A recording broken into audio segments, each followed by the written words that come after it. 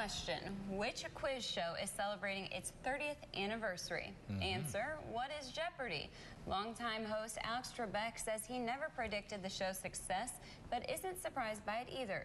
The show is celebrating with a tournament featuring popular champions from the last 3 decades and an expedition sweepstakes for viewers. Good show. Yeah. You can learn something from that show, too. You can. It can become addicting, especially when you get one answer right. Then you're like, oh, Yeah, I can do this. I know a couple people in my family who don't call them when that show is on. Yeah.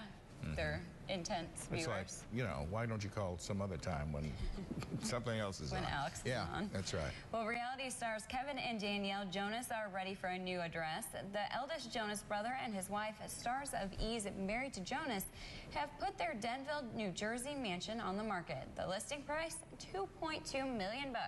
The home is 7,200 square feet with 5 bedrooms and 5.5 bathrooms, a billiard room, and a home theater with stadium seating and a 3D projector.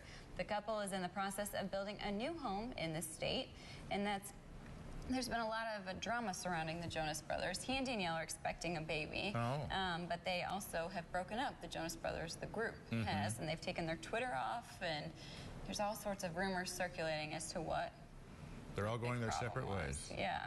Okay. We'll see what happens.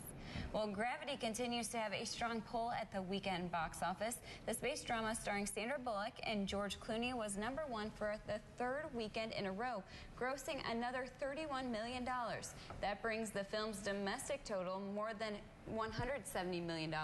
Captain Phillips, starring Tom Hanks, held its ground in 2nd place in the theaters. The film again #2 spot with another $17.3 million in ticket sales. And the thriller, based on the Stephen King novel Carrie, rounded out the top 3, scaring up $17 million in its debut weekend. You did very well there. That was a struggle. While she's reading, the camera decided to take a walk along with the teleprompter. A walk across the room. Yes, and you had to read all the way across the room. Like this, yeah.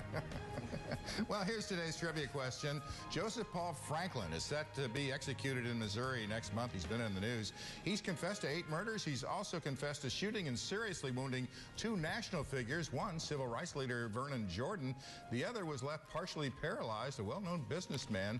Who was Franklin's 2nd attempted assassination victim? We'll have the answer right after this. You're watching KRCG 13, live at sunrise.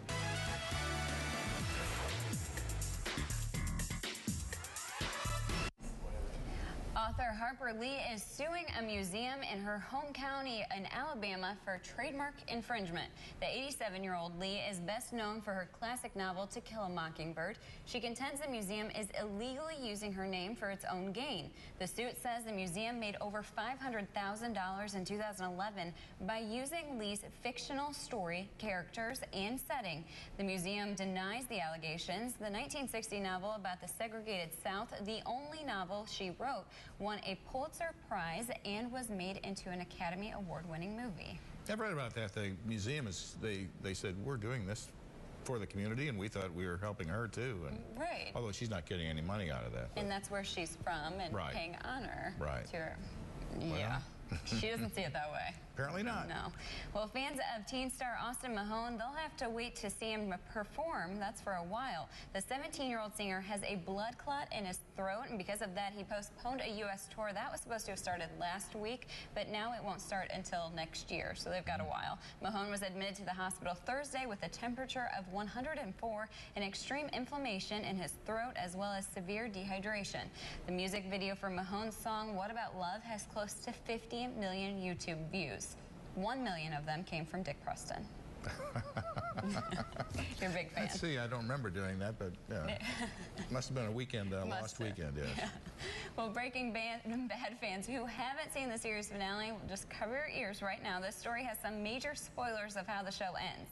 The show's main character, Walter White, got a real-life send-off in Albuquerque, New Mexico yesterday. Hundreds of fans attended the funeral ceremony. Some came from as far as Canada and Boston, all to say goodbye. Walter White gained fame on the AMC hit as the cancer-stricken chemistry teacher who turned to cooking meth to leave money behind for his family.